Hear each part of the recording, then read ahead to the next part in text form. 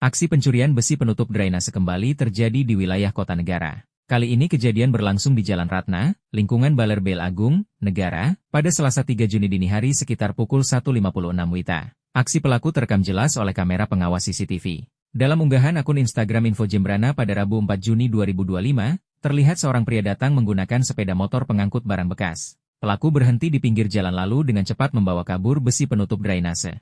Warga yang pagi harinya melintas di lokasi menyadari hilangnya besi penutup dan segera melaporkannya kepada pihak kelurahan serta kepolisian setempat. Pihak kepolisian telah menerima laporan dan saat ini tengah menyelidiki kasus tersebut, termasuk mengumpulkan rekaman CCTV lain yang ada di sepanjang Jalan Ratna untuk mengidentifikasi pelaku.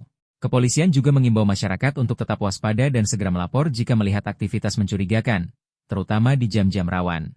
Unggahan ini menuai banyak komentar dari para netizen di media sosial. Nah, bagaimana tanggapan kalian terkait aksi pelaku tersebut? Tulis di kolom komentar.